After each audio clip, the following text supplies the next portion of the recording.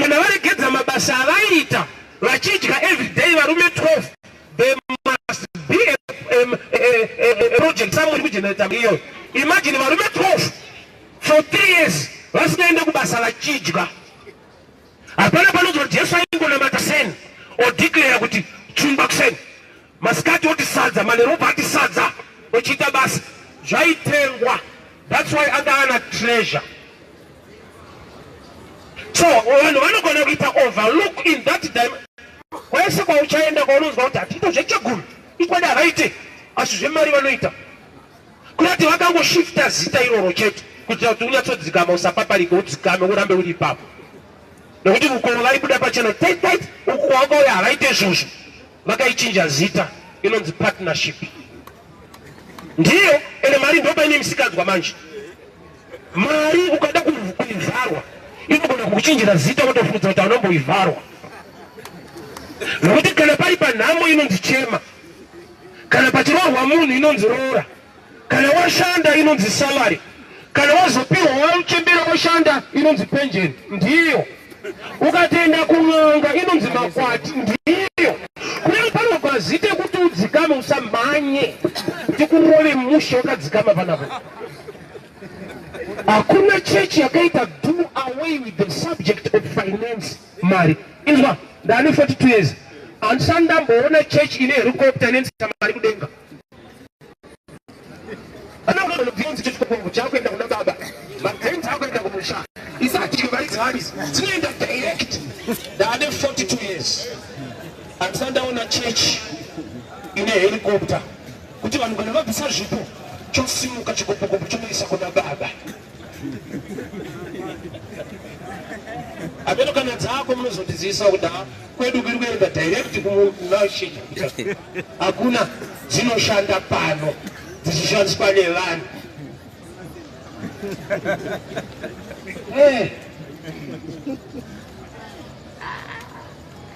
Ndakanzwa subject yandada kuti paridze manje.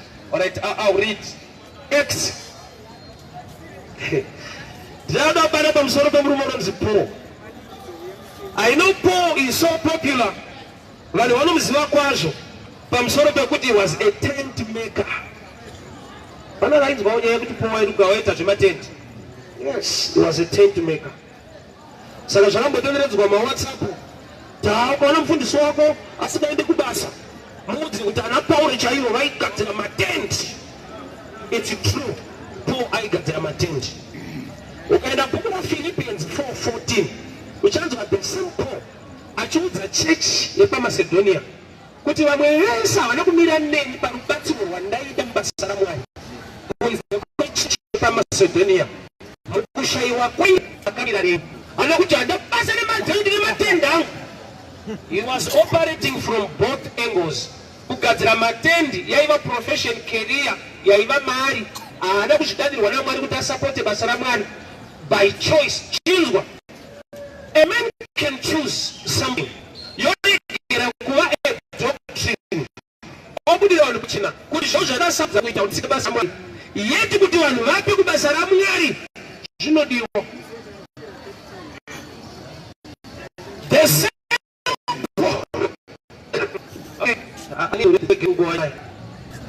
all right. Ndende kuna Philippians anosvika paanotenda church yamupa zvipo.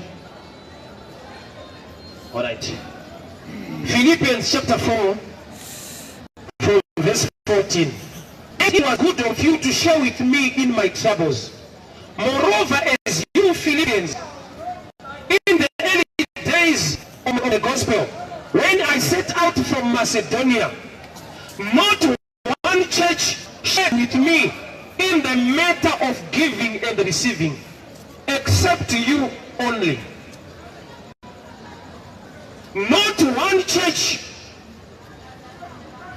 shared with me or sent aid to me when I was in need. Not that I'm looking for a gift, but that I'm looking for so that you may have credit in your account. Paulo ari kubuda pachena pamusoro pekutora kwaaita zvipo. Paulo aisunga matende anoparwa nezvinhu akusangana basa nemari dzevanhu aitaka matende vafundisi vonyoro kubirai vanofanira kutsvaga basa. The same Paul, besides being a tent maker, he was taking money from people. Kana une Bible unoverengawo ndo aiopenai saying about these two angles. Ndoda kuti uone kuti confusion yaapo now ili best pakuti munhu kana akabroka achinetseka anongobata kuti he was a tent maker buda kuti vhara. Mwaipa vakapa vanhu mana chingwa murenje hachina kusvikira mupoto kana muplate chaisvikira on the ground, which simply means kana misasa yevaIsraeri yanga isina kuchena chingwa chakanaka chaifanirwa kuvaropafadza chaigona kuvarwarisa because the camp was not clean, which simply means kwaitova neorder and a law yekuti misasa ngaigare yakachena. Why? Nokuti ukapiwa chakanaka chikasvikira pane chinhu chine china chakaipa chinoipa, kwete nokuti wapiwa chakaipa but wakontaminate chakanaka neuipi. Ground represent men munhu akasipainekuva kwete shakana which is break tatamchimoyepi ikasvikira pamunhu anindi dead or corrupted anoparidza kwete sezvaapiwa naMwari but sekuvhenganisa kwaaita zvaapiwa naMwari. Izvai Mwari unotipa shoko, munhu wese akadani unopiwa shoko. Kuzosvitsa ikoko pane nyaya number 1 inogona kuva problem iri palanguage. Anoziva kuti Mwari hataure English, Mwari hataure Shona, isu tine mitauro yedu malanguages edu, Mwari hataure wayo. Saka paanotipa message haatipe iri yeshona, he is spirit, anotipa spiritually. Yauya mumind mangu ndoikonesa kushona. Kana ndakuikonesa kushona zvavabonera kuti munhu anogona kutaura chirungu chekuti munovhunduka pakuti kudi anofunga neshona kuti ataure statement yechirungu. Saka uchiona kuti anobva ataura chirungu chekuti mega munoshama kuti chirungu rudzizhi. Why? Nokuti kana uri mushona unofunga the Shona way wobva wazoda kuzviisa kuEnglish. Saka Mwari vakakupa shoko usiri mature, usiri more spiritually alert, unori contaminate ne thinking yako ne mafungiro ako. Saka chiti kana uri a minister of the word, Mwari ngaakunatsa kubatsire uye a vessel iri unto honor. Why? Nokuti a vessel can contaminate a right meal. Poto ine china ikaiswa masausage akanaka vanhu vanoita manyoka. Kwete kuti masausage anopa manyoka but poto yaine china yakontaminata chikafu chakanaka. Chinendi kureva sometimes hatred, chinendi kureva sometimes bitterness, chinendi kureva sometimes jealousy. A minister of the word can be jealous to another minister. It's very possible. Kana mafunzo watu wafundisi wanowirirana, I want to upgrade your thinking. Wakatomaka ana wachishandira Mwari mumwe chete. Azvina kutanga mugeneration yedu. Vadzidzi vakaona munhu achidzinga madhimoni vakamurambidza. Vakati kuna Jesu kudi tamurambidza nokuti haasi mumwe wedu kuti vaita zvemagrupu. Munhu asiri mugrupu ravo hamutenderi kuita zvaMwari. Just imagine pavakarambidza munhu kudzinga madhimoni kuti madhimoni akanzwa sei. Atova kuti at least taona vafundisi vanotitsigira kusadzingwa kwedu. Akatofara kuti ndo mafundisi majani. Hadi kutoona tingomhanyiswa mhanyiswa anomira nesu. Chakonzera kudaro chii kuti vamise basa raMwari? They are dirty in thinking. They are jealousy towards others. So you know what times kune vanhu vari kudzidzisa vanhu vamwe vari kuita basa. Kwete munhu wabata maoko kana kuna vapopotera vanongotorawo mike woshauta munhu ari pabasa raMwari kudzidzisa neimwe nzira. A man of God can be jealous to another man of God. A certain church inogona kusagamuchira another church. Very possible. So Mwari vakakupa ishoko now rinova contaminate. Ini ndakakura nichiudzwa kunzi Roma haina mati. Ndakandikupe zvangu zvandakakura nichiudzwa nokuti chechi kwatakarerwa kwataipinda. Ndakato kwete kuti ndakaudzwa naMwari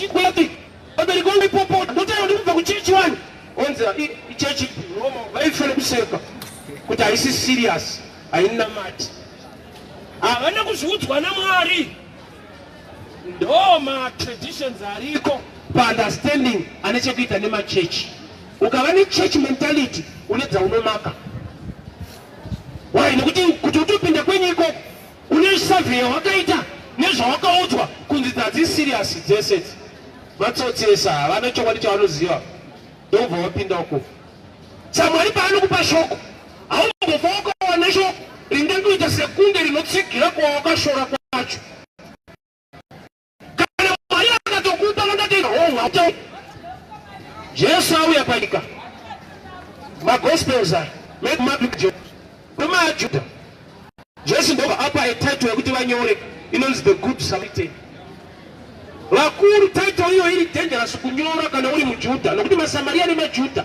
adyidzane saka Jesu akati muSamaria akanaka irafu nokuti according to the Jews hakuna muSamaria ari right siitwa sembwa Jesu paanoti anzori chingwa chana mchipakumbwa ndo yaitova language yemazuva iyayo kuti marudzi ese asiri kwaIsraeri imbwa dzevanhu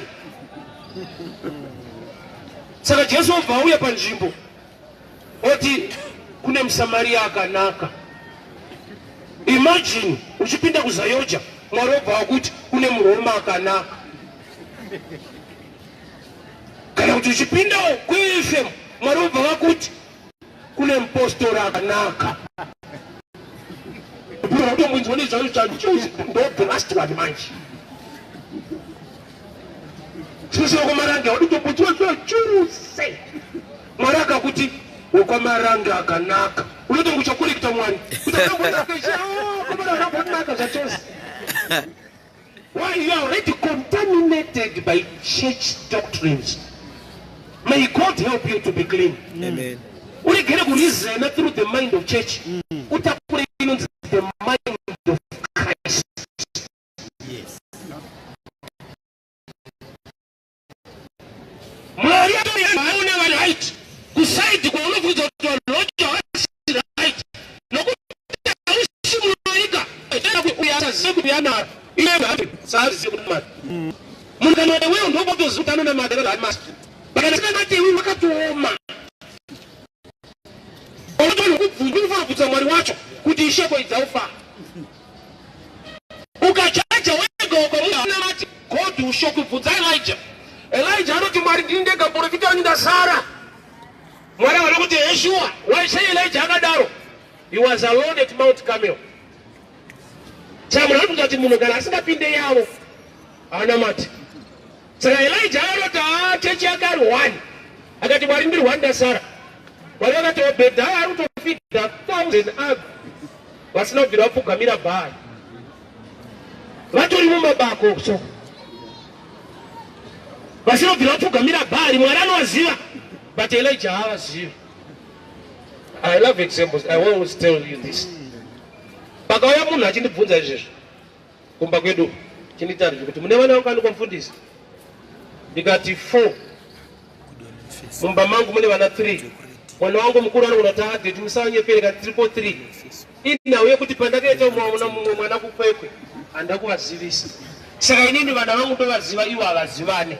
Saka panhamba handirasike ivo ndo vanowanzorasisana. Ndo zvazviri muna Mwari ufunge. Hatimbozivani izvo zvatimbozati mune mafundisi arimo mune madhikoni mayo handizive. But hazvirevi kuti Mwari wacho hakuzive. Ndichinoparidza kudai mweya waMwari unofana kundipupurira kuti mune vanhu vanotoziva kukudarika mukatu. Chatovamisa dzimboriwo humility to learn from others. So now we are living in the age, in the time of Babylon, which means confusion. Where Sabata Mike the champion? Where Sabata Mike Aruchagama era with Baneramwe? And the Rambo to Munanita era. Even a no correct Ramwe is subject to error. Why can you correct hysteric? And in your head, Zaki, who got your Martina time with the tracker, no good at Evangelist T. The prophet Ningiwaga die, I see preaching. zviziviso. Asi unomboenda kuchechi munonzi nguva yezviziviso ndonguva iyoyo. Kwete nguva yekuparidza, nguva yekuparidza ndeimwe, kune time yezviziviso. Ndikakuudza pamusoro peumwe munhu zviziviso. Ninganobana wakadzi asi kundowa Mwari ndozviziviso. Vhangeri basa rakabatwa paKalvari naKristu. Why? Nokuti ndori inoponesa. Kuipa kwandira kuchinje kunongokunakidza useka. Izvo zvinogona kuseka nomwe profeti itsotsi iwe unotoba futi kubasa. Why? Nokuti inye kuti zvakwazizikanwa. Minister ningu very corrupt. You will get in Bohemians and Kushota. Minister will be corrupt, but at your level. I mean, what's that? You need to be a but I'll know it. I said, the best we know about me, Pico. What I said, one equal.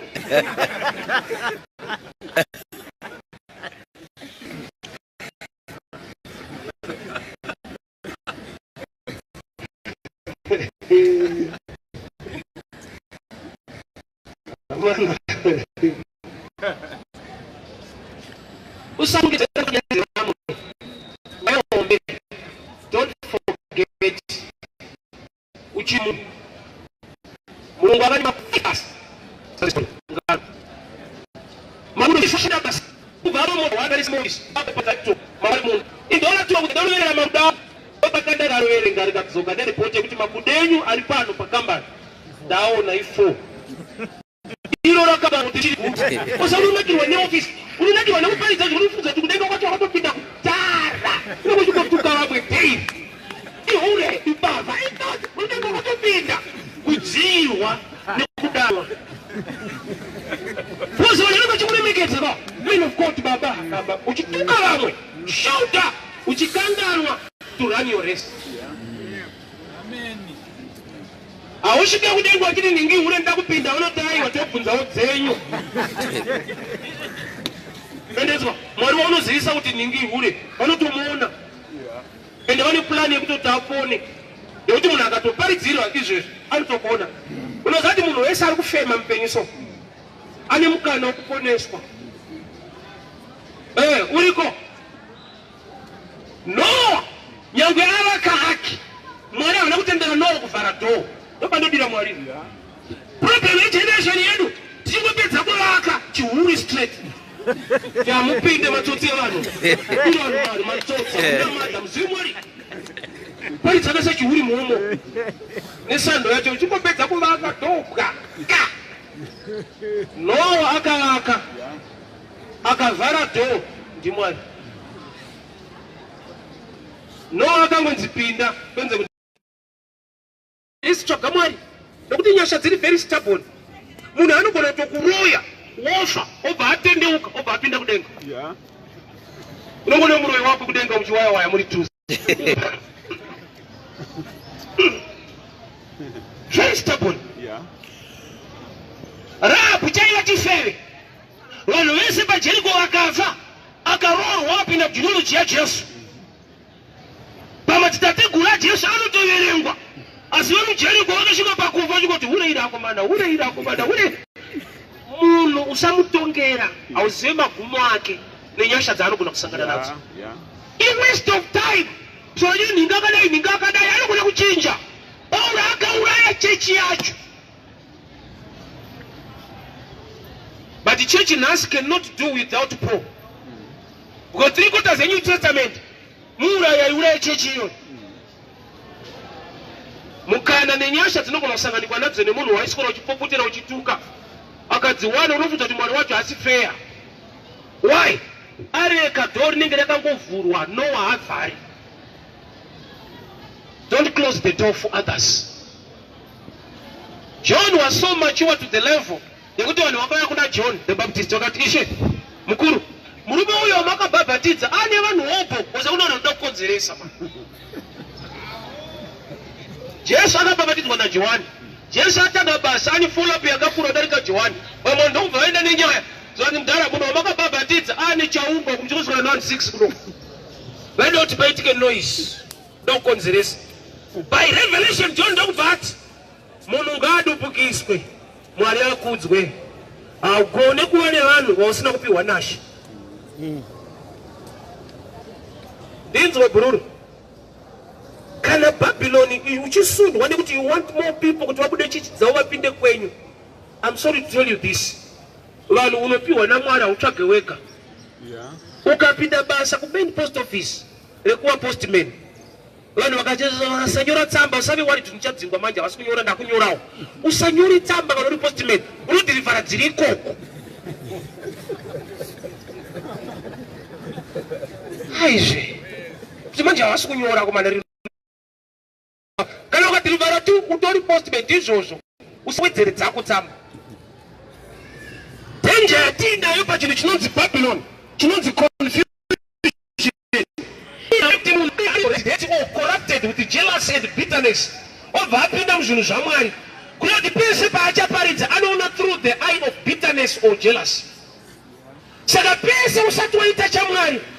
Chakawo Mwari wacho kuti Ishe ndinatsei ndiri munhu ndine nyaya dzangu. Ndinoona ndakamaka ndinoona sikafarire. Ndezvandinotenda ndezvandisikatendi. Asi nokuti you have made me a vessel to your people. Use me, cleanse me. Why? Nokuti shoko raMwari rakanaka kudaro. Rikasvikira pamunhu ari bhita rinova. Unoenda kunamata shoko rasvikira pamunhu asiriye. Mwari vanokupa shoko but parinosvikira mindset yako knowledge wakatakura inogona kuva corrupted. Uri bhita wakambobvisa mari kune imwe chechi ikaabuswa munhu wacho akatiza nemari. Saka pese pauchaparidza ukabata subject yemari unenge uchiona tsotsi. Vhangeri rako nderekuti munonyudzwa wako mara isa achada zvemari zada kunavata. Yet the truth is giving is God's principle. Anda kuti giving me ikoko sinunguka. Giving is God's principle. Giving me is your choice. Unogona kusiya azvikutadzise kunamata Mwari ukasapa inini. Mwari ambokumaka ukasapa inini. I-choice.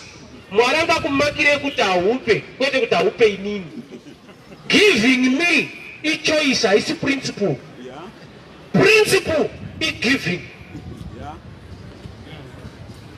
Kana tikatokuparidzira gore rese kana vasabvisa kana pondo no problem. Nokuti chinototi sunda kuparidza haisi nhamo i-anointing. Nhamo inopa stress kwete message. Uzoitraya uneinyatsokurova zvakanaka. Nhamo ikakurova ikupi mavhesi inokupa stress. Ndakakura munhamo kuenda pano chatoiparidzera shuka mweya washe waapa ndiri kuti shumira. So nhamo haipe message inopa stress. Giving me i-choice. Unogona kusiya ine handisiye manje. Bhozi paakandidana akati enda ndinewe haana kuti enda variko. Sorry kanenge karafu ngoudzawo zvaakataura kwandiri. Akangoti ndinewe I'm with you. Haana kutiti havariko dhondo vari vanokukavha.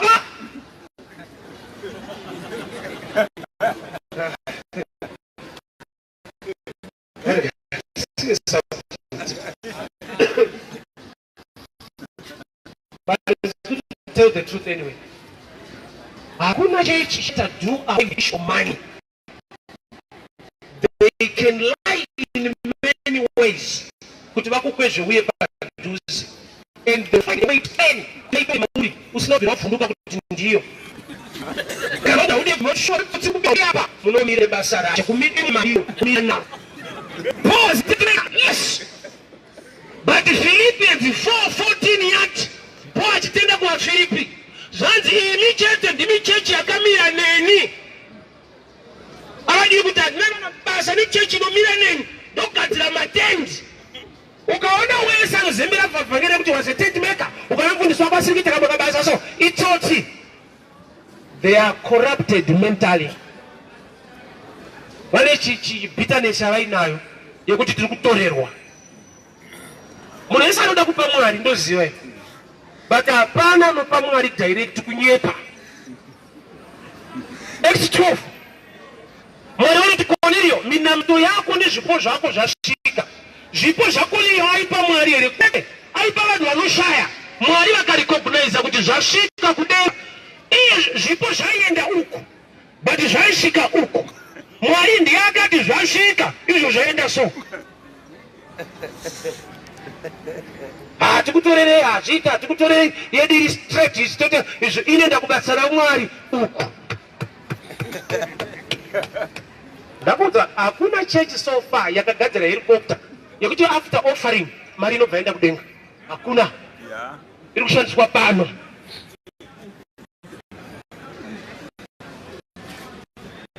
Hey! It's good to do things with the real understanding. Jesus ari mwana wa Mwari akana Judas mbati weumwe. Asataita miracle yekuwanza wone chingwa. Akatanga atomboti totenga kupi. Kuni Maria chenge itoripo. Tenga kupi chingwa. Achitaura nomukadzi weSamaria. Chaketa kutaura kana naye. Akatuma idzi vari kutenga kwete kunoita bread. They were sent to buy meat, to buy bread. Maria Tim, atuma vatiri kutenga. Vaitenga neiyanga misabasa. Do you know what Jesus said about basa? And what about the Sunday? And Shalato Veshi Kuteria. No, it's not easy. No, that's my love. The Chaita graft, that's my window. Now go to the Mugarago Famba. In my Pararaga. Imagine that Basoko to see Timbombera Tichirola. No, so many Satans, yeah, only worry. I don't do that and I don't do some motion. Just as I said, Basakan TV. Like gay for 3 years ministry. I never met 12. And new yet 12 men for 3 years. He married.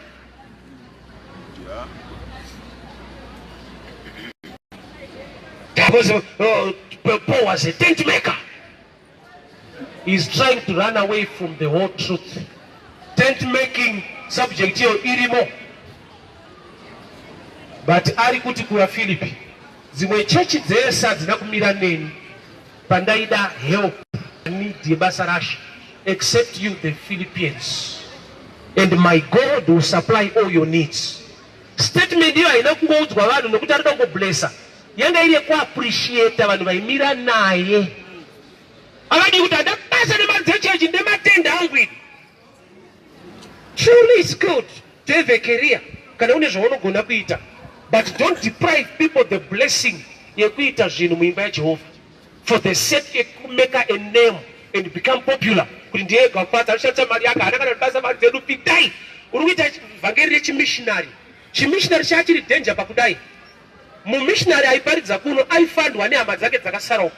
Kureva kuti kurarama nekudya kwese mari yaibva uko. Kune vanhu vaitoita homwe yekufanda mission iri kuno.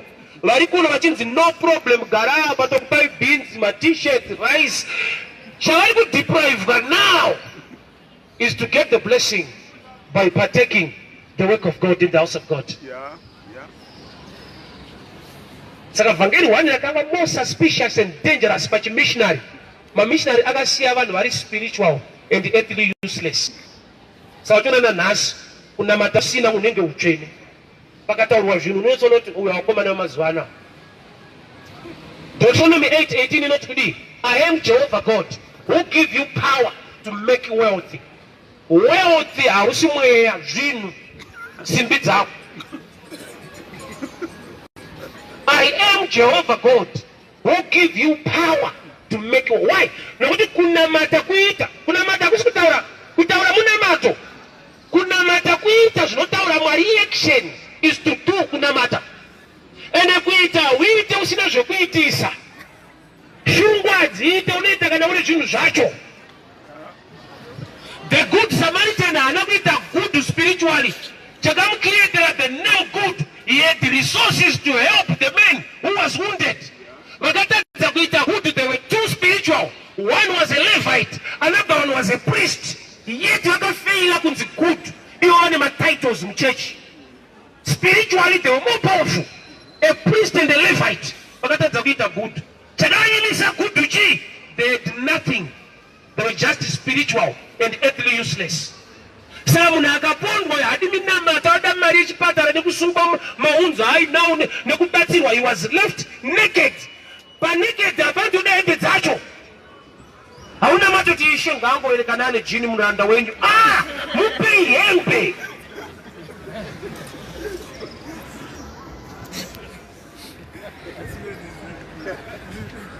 So, he was a tent maker, which is true. But the Philippian church was standing with the men. Arukunzi was a tent maker. Even by Macedonia, akapupura kuti murombo wenyine kushaka kwenyu pakamira neni. Paul, a tent maker. Apana pano posta kuti anabira ndaje sense church. Ayizikira matenda awo. Akutotenda kuti makandibatsira stake. But muna akapita konsingi anonguvura panonzi aigadzira matenda. Pastor wako anoita nezvei. Kana ubona kuti ngoma noshoda tobuda chipatu kuvharwa chereka dendo. Ili totubude kwenyu kana. Ukaudzwa kuti Paul was a tent maker. Pastor wako anatendera ari kugadzira. Unozoona kuti saka chifukwa pastor wedu mukomana. Akatotanga chifundisi kuti atorore homwe. Andanunurwa uyu ndiye akadanwa. Rega tiende kuna uyu tent maker. Wako uchaona kuti iye kuti asikuita zvematenda ake. Ari kuda mapartners. Chaka kuchinja izi over partner.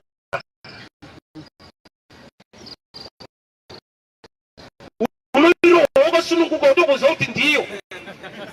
Share ndiro taiti share inje yakapata 10%.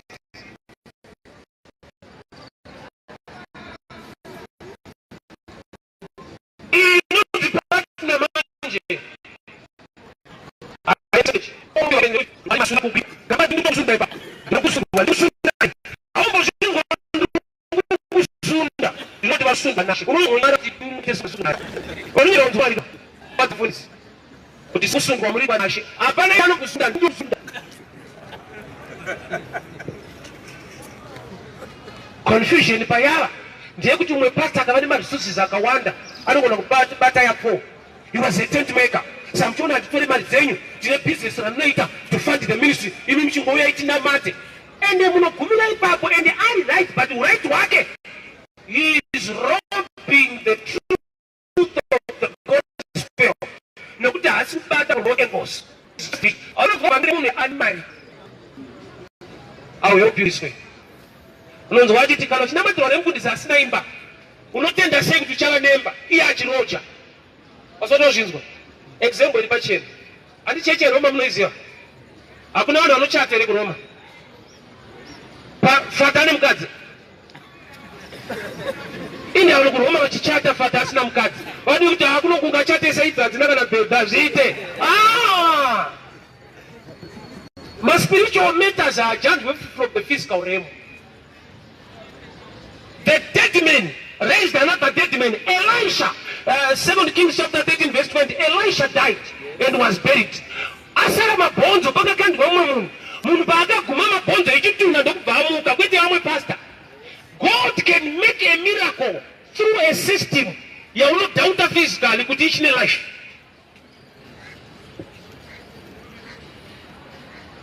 Genesis 20, Abraham akaenda kuchidhari mupotera achitiza nzara. Yet God recognized him as a prophet, although he was a refugee in Egypt, running away from hunger. Atorirwa mukadzi, Mwari vakaenda kuna mambo vakati mukadzi wawatora ndio muprofita wangu. Mwari vachiri kuziva kuti Abraham muprofita iye ari panzara. Akatiza nzara Canaan, akapota. A refugee was recognized by God as a prophet. Ini ngadi broke one. And the men of God, no one's a common paritza. When I was the men of God, in the talk over people, Rinan. We that sounds about the mogos of Rakomana try. But that the men of God, that's my funny. I want to be no way. Under some Fekero, but you walk no God was facing. Who can go to principle of balance of Parita or not? I found out Chaka. Ukazaita mazimariga pako muta kwa wasipasi moto unochekelea kwa mazano kwa ipa. Sana watende ungika. Oya imati salami ya ako.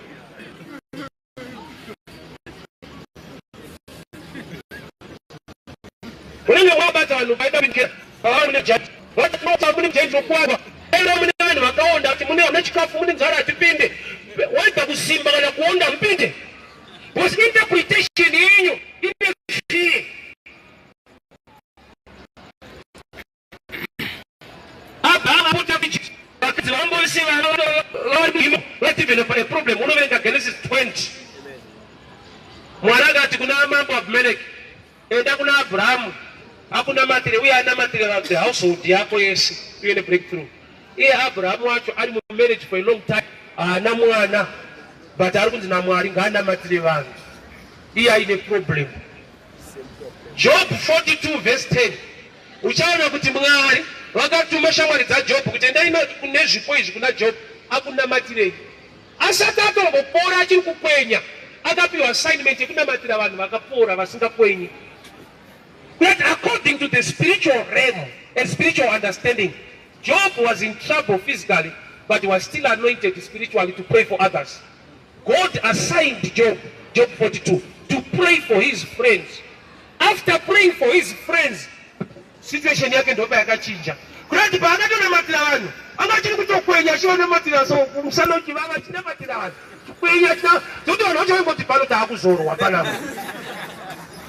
Yet God assigned Job to pray for his friends. As a man with a challenge. But you must do now. Can I find this jacket? I'm going to tell you something. I don't watch this. I'm going to live to the church. I know Roger. Nobody knows the God of my father. Saying it, kumano tu akumtata say. Ruth akatera Naomi. Naomi iwido. Naomi akafirwa futi ne bana. Naomi refugee yakatiza kubetele muchenda kumwa. But Ruth akati mwali wenyu acha mwali wangu. Those are spiritual realms. Na Naomi akafirwa chukua kwa nyama utipa mauniko. Aswaya na vile wanemuru na katiza nzara hivyo watu waliwenya chama wangu aita ni katifu ndio yende ipa spiritual level kwete natural why no kuti wensa ni zakaita anokuza tutarisa kana mota ito driver full soko kana kumba pake wega uchao zilungu kubooster faith kuti zangu zinoita which is a wrong gospel. Mabonzo emprofita akafa akaita miracle usakuza maprofita ambao sisiko vapengi vanga vazvitatsa mwari akashanda nemabhonzo emuprofita akafa. We are living times of Babylon. Kuti vanazvo vanomhura kufundiswa. Every great man of God vaunoyemura kuti so man of God is staying important there is got money. He was a man of God during the times when he was broke. Anakuita munhu wamwari paakaenda kugorodheo aiva munhu wamwari achigara mumisho. Problem is you see things from the natural. Kutora kuti vamwe vachiri kumusha izvezvi ndevamwari futi nekuti vamwari venyu vakabva ikoko vari vamwari iyeni. But ava kana vau kumanji vakuda nekuti kwavo kuchizara vanongotaura statement iyoyo titarisa type yapastor wako uone kuti pane kuri kuendwa here. Unonzwa chiti munhu hakuendeswa usati waenda. Naturally sure hazviite, spiritually zvinoita. Joshua akapinza vanhu Kenani iye anga ari kuIjipti. Hapana pananzwa Joshua achibva kuKenani achienda kuIjipti. Ndakanzwa kuti ana Joshua akatosarudzwa naMwari kuenda akafira vanhu. Moses chaiye akaberekerwa muEjipti, but Mwari vakamuita a leader to take people out of Egypt. Unoenda seiko iye basa akaenda anokusvitsa sei zvasati achivha anokupa sei. Naturally ukaenda kunasa uchida penjeni yako tela aripo ari kukupa penjeni yako mwana ane 22 years iwe wakashanda 60 years wachembera unode kuti mfana anoiwana kupi mari yangu vana vadika takashanda kare guys haasi kukupa yake ari kukupa yako. He is just a tailor. Mari ndeyako yaari kukupa. A man of God muna nenge a tailor in a bank akukupa mari yako yopesi anda mari yako bidi kutarisa size yake akureve chini nokuti haasi kukupa zviri muzera rake ari kukupa zvinobva kuna Mwari ane zera rinodarika rako. Ndaiparidza pane imwe nzvimbo ndaranga aripo afamba nenguva refu 2007 paringe kwada nanishete vabva kwa ndikaparidza nditi Mwari vanopa pedro kuchindo vandikwenda vadzikaona kuhimire usakwana vaona izvazvino chiwapedza kuti Mwari vanopa akandikwenya zvikati wano kunyimirira risakashetika apa moya mucheno ndopa akandipa the wisdom to answer back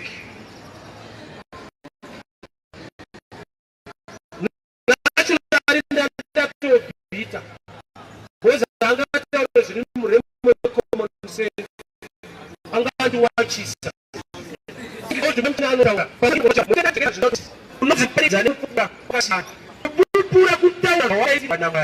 kuparidza kutaura zvinoita Mwari zvinoinkluda zvasati akuitira. Ndikati Mwari vanopa dzimba ichokwadi nyangwe ndichiroja ndokunonzi kuparidza kutaura ability yaMwari, kuparidza kutaura ability yaMwari, kutaura zvaakandiitira. Saka ndikati Mwari vanopa ichokwadi vanopa why ndiri kuparidza ndozvanoita vanopa ini ndakiwere handisati bati vanopa saka ipaibvunza kuti vakunyemerei haati ndiparidza sikupre dzimba chaidzo Mwari vanopa ini ndichiroja handiparidze Mwari wezeya rangu ndinoparidza Mwari zvani even zvasati ndaachivha hazvinitedzise kuparidza zvinogonekwa naMwari. Mwari anoporesa ichokwadi even ndichine flu anoporesa. Saka wandibvunza kuti sei waza kuporesa ndiri kuparidza kasi kupupura. We are living in times of Babylon. What is Babylon? Confusion. Confusion is bad. Pulpit. Pastor Snake can nyoka garden. Yana tingiza mu garden na dawo garden. Wana wanakutingwa mu garden waje mu tubanze. Munomo na kudashishimo ukitama maji yachemkati. And the Pastor Snake wanoparidza ma benefits. Mukadya mwana msikoti munobva mafanana ende munobva mashinura. Apaidza ndini mukadya mukudzingwa maje maje adaro. And the Pastor Snake vanenge vane vhangeri redeliverance nokuti Mwari akati dya yese siyaiwe. Pastor Snake vakauya vanotaiwa yese ngaitsotsonwe tsenga yese kumiswa mantsotsonya imani. Vhangeri renyoka raita ngari kusunungura vanhu so nokuti Mwari ranga rine kalimit idya yapa siya yapa. Satani akati unonyepa vanhu vanomiswa kutsotsonya yaikura kumani vapedza kudya vasunungurwa ndopa vakaona kuti vasungirirwa vabva vadzingwa mugadheni ende vakadzingwa vakaguta venonzi kushaika loda dumbu riri tama kuti vakuenda panzi. Osa mamwe maadvert wakazoti naturally zvinoitika advert yese chinhu chakaipa iri excellent saka toona vanhu vachichiita. Fodya inoonesa mapapu but inotengwa darika mukaka unokunatsa mapapu.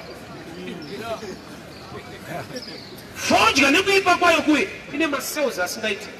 Unonzwa kuti fodya yakwakwa mana yaita mari mukaka unzaru. Mukaka unogeza mapapu une mbiri sefodya pamari. Noti wakaipa anogona kunyatsa kuene nzira dzakaipa kuti chiite value kudarika dhaka.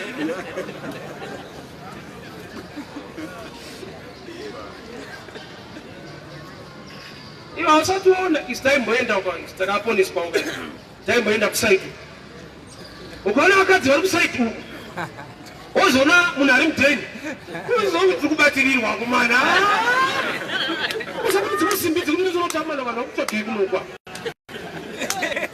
uya mumboona timbi yako uzonoti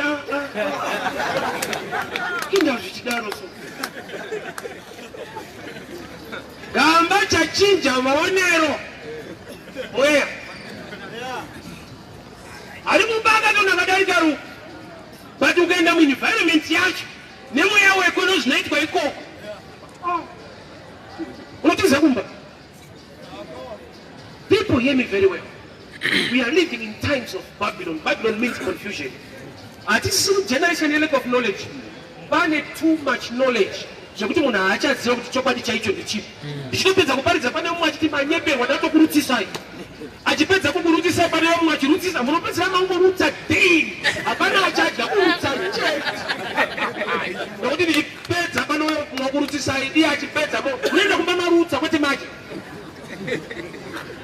uzi wensari kuye kuzoshumira ane chokwadi chaari kutsva nacho vanhu vadzvanyirirwa chitereka dara kuzosunungura Pauro aikaka matende pasita wabanoita nezve muri kutsotswa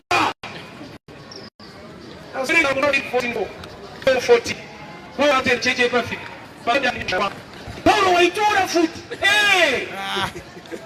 Pauro was more dangerous kapa kutora. Do you know kuti Pauro aifanodza vanhu kuunganidza izvipo ndisandauya? Yes.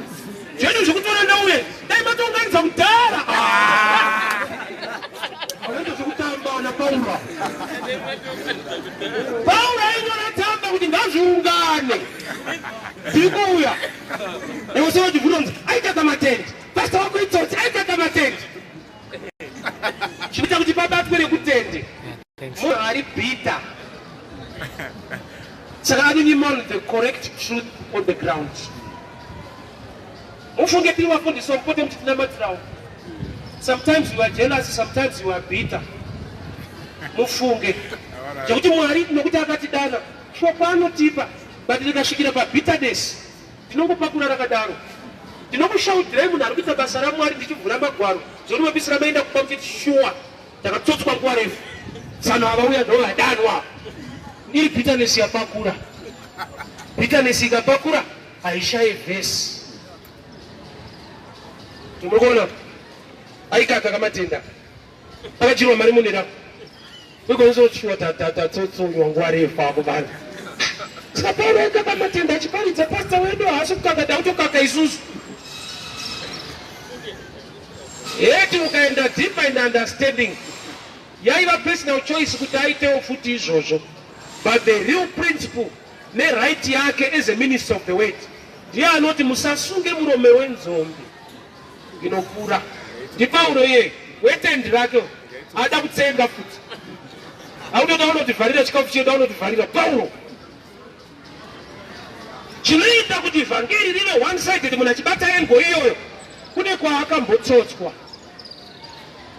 Unoziva kuti munhu wese akavharwa nemumwe munhu zvakaoma kuti abatsire mumwe munhu ndaimboenda kugweri kunoparidza rimwe dei ndovana pamwe muchinda lift pakadoma achinoburikira mukwekwe ndanda ndoita kudhiraivha ndine bhutsi ndabvisa ndine mapushi ndaisa bhutsi kuseri ndakanganwa ndamutakura akaburuka nazvo. Ufunge ndakaita 3 months singatakure vanhu vamwe vese vangu vakufira mahara wandaisiya weka nokuti ndakarohwa mukadoma. Unodiri prince kantanonoka une muchifira kadoma. Saka vafundisi vedu vari kudayira vanhu kadoma. Kune kwaakatsotswa ndorafa ndoyato doctrine. Pane akatangwa pakadoma ndoyatorwa ndenge. Amene zvakaitwa neumwe mukadzi anobva avhura kuti vakadzi apa mapanzwa havafanira kutaura anything, asi kuti vakaenda kumba vanobvunza varume vavo mubvunzo wobva wati kwasina kuroorwa anobvunza wanyu. Iva open enough paunoverenga scripture usave blinded. Kana rikati mukadzi haafanira kutaura anything anonobvunza murume wake kumba koshirikadzi nokuti ukaona vhakeri richifita one category yevanhu wapotsa kunzwa. Zvakafanana nekuti mukaisa doctrine yekuti ukabvisa bhutsu ndoratidza kuti uri serious pakunamata nesu ko pakatendeuka asina makumbo ukangoona richifita type yevamwe vanhu harisi wapotsa manzwiro. That's the truth.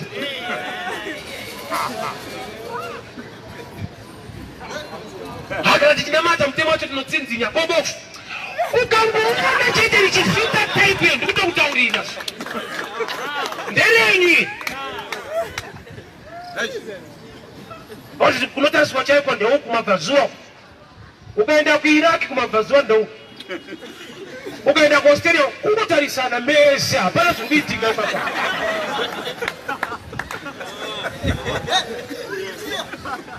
Ukangoona pane muromo wekuti unofita type yenyu at a certain place ndokuti nzva chikristu chiri so international. Mazuva ano Mwari unamatwa nemunhu wese ani nani anenge atenda wega in Germany wega in New York anonamata Mwari. Sandakaudza ndo panodzoka subject yeSaturday paSabata kuti haichaita. Kana yaita hameno ikoko but haichaita for one reason. Yaita Mwari ainamatwa nevanhu one pa one place vaIsraeri vari panzvimbo one. Mazuva ano kana inamatwa pasi rese kuAustralia pamene mchiti kuno ku Saturday iko kwa Sunday sasa mukangoita zisabata munotangirwa munonyura dzimwe nyika dzinonziwa msati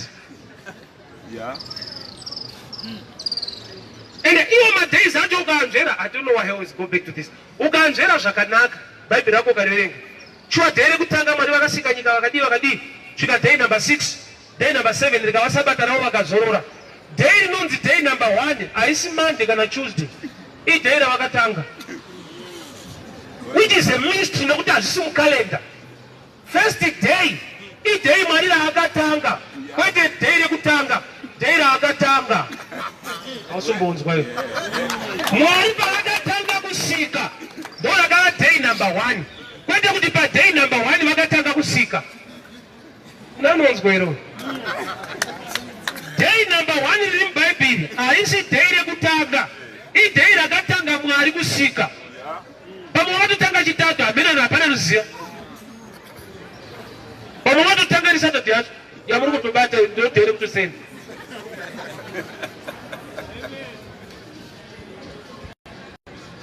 it's a spirit word, it's a mystery. You need the Spirit of God to guide you. Intelligence and common sense are a real understanding. Ukaparidza, only too much understanding in natural, also professional. You are already corrupted. To help you. Ira arisina no akafunda in brackets ndichapedzisa nzwesa mushi. Nokuti Jesu akati nemunoparidzira vanhu and make them disciple. Disciples voreva vadzidzi. Kurati kunamata kutova mudzidzi haisi nyaya vanhu vakadzidza ndeye vanhu vada kudzidza. Izvi rekuti disciple rinoreva kuti mudzidzi endai munovaparidzira muvaite vadzidzi kureva kuti ukatoona wava kunamata wauya kuzodzidza haisi nyaya kuti wakadzidza bhozi ukangouya uchizviti wakadzidza hauchadzidza nokuti wakatodzidza kudhara saka unenge wakurizvena kubva paintelligence nekungwara kwako automatically you corrupt the real spiritual understanding. Bori ndinzwe kwese kwauchenda kunoparidzwa pakamira mushumiri akadanwa but asina wisdom the right way to divide the word anocreata Babylon which means confusion.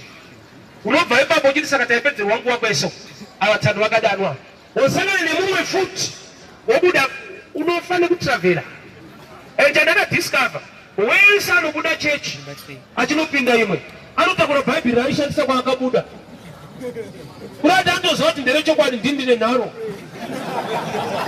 hakuna akatenga Bhaibheri nyowani kubuda chechi anongoenda nerekudhara iro andoziva rinoshanda but ndenharo chete.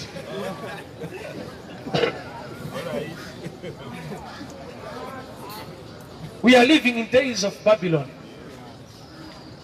Munhu chaasina kunzwisisa anogona kuita doctrine. Although most people they speak negatively, mostly against prophets. Bible not kuchaona profita nema. Iyo statement ine zvainotoreva futi positively. Zvinotoreva kuti kuchava futi nevechokwadi nokuti fake money haipinde in kana kusina original. Saka ukaona une list yevaprofita venhema usina kana 2 vechokwadi kurati newewo futi research yako ndeyenhema. Inda uchiziva venhema chete. You must know the truth as well. Babylon yatanda yo now ndekuti munhu akasunderstand zvimwe zvinoitwa muna Mwari. For example, kuna vanokwesena miracles. Kuti miracle ine basa rei. The miracle must be good kuti isimbise vanhu. Kwete zvinongoti ungefanisi. Let me help you. Jesu pachake akafamba pamvura achienda kubhoti kuna Peter. Peter akati ishe nditendereyo ndiuye. Jesu akati uya. Akadii kuti kuuya kunoku kune basa regaremo munhu kutoweko. But it was not necessary kuti Peter abude mubhoti aende kuna Jesu. Iyeti Jesu wacho ari kutoya kubhoti iko. Jesu anoda kuti taiwa zvina basa taenda madango onererwa zina basa. Hatibude kuti tiuye kuno tinotobva kuno tiuya iko. That miracle was not necessary according to intelligence. What's the reason yekubuda mubhoti uchienda panzi? Already Jesu anoita miracle yekutofamba pamvura achiuya kubhoti. Saka yako Peter ine basa rei. Unoona kuti mubvunzo uyu. But there was a reason for that. There was a special reason for that.